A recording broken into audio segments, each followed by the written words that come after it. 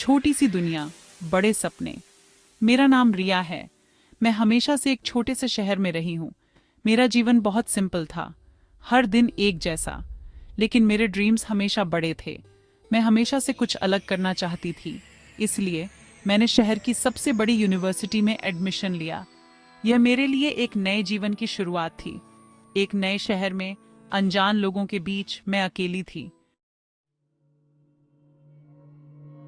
अनजान शहर, अनजाने लोग। शहर बहुत बड़ा और कंफ्यूजिंग था। ऊंची ऊंची बिल्डिंग्स, तेज रफ्तार लाइफ और लोग इतने अलग। कोई किसी से बात नहीं करता था। हर कोई अपनी ही दुनिया में खोया हुआ था। मुझे अपने घर की याद सताने लगी। पहला दिन, पहला डर। यूनिवर्सिटी का पहला दिन था। मैं बहुत एक्साइटेड थी, नए फ्रेंड्स बनाने के लिए, नई चीजें सीखने के लिए।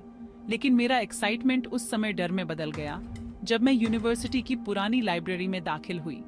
एक अजीब सी खामोशी थी वहां। हवा में एक अजीब सी स्मेल थी। फुसफुसाहटें और साया। मैंने किताबों की अलमारियों के पीछे से विस्परिंग सुनी।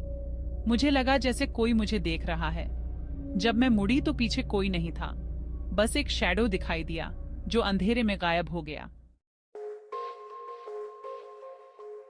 किताबों के पीछे छुपा राज। मैंने लाइब्रेरी के बारे में पूछताछ की। एक बूढ़े चपरासी ने मुझे बताया कि यहाँ बहुत साल पहले एक लड़की की रहस्यमय मौत हो गई थी। कहते हैं कि उसकी सोल आज भी यहाँ भटकती है। दोस्त या दुश्मन? मैंने ये बात अपने नए फ्रेंड्स को बताई। कुछ ने मेरा मजाक उड़ाया तो कुछ डर गए। लेकिन मेरी एक फ्रेंड अंजलि मेरी बातों पर यकीन करती थी। सबूत जो बोल नहीं सकते। एक दिन हमें लाइब्रेरी में एक पुरानी डायरी मिली। उसमें उस लड़की ने अपने साथ हो रही अजीबोगरीब घटनाओं के बारे में लिखा था। यह उसकी मौत से कुछ दिन पहले की डायरी थी। भागने का कोई रास्ता नहीं। उस रात मैं अपने रूम में अकेली थी। अचानक लाइट चली गई। मुझे वही फुसफुसाहटें सुनाई दी जो मैंने लाइब्रेरी में सुनी थी। किसी ने मेरे कंधे पर हाथ रखा। मैं चिल्लाई और बिस्तर से नीचे गिर गई। रहस्य का पहला पर्दा उठता है। अगले दिन मैंने और अंजलि ने उस लड़की के बारे में जानकारी जुटाना शुरू किया। हमें पता चला कि उसकी मौत एक एक्सीडेंट नहीं, बल्कि एक प्लान्ड मर्डर थी। अतीत की चीखें। हमें लाइब्रेरी के बेसमेंट में एक सीक्रेट रूम मिला।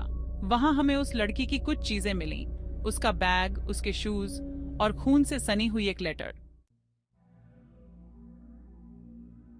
क्या सचमुच मैं बच पाऊंगी? लेटर में उसने अपने मर्डरर का नाम लिखा था। यह वही प्रोफेसर था जो अब इस यूनिवर्सिटी में पढ़ाता है।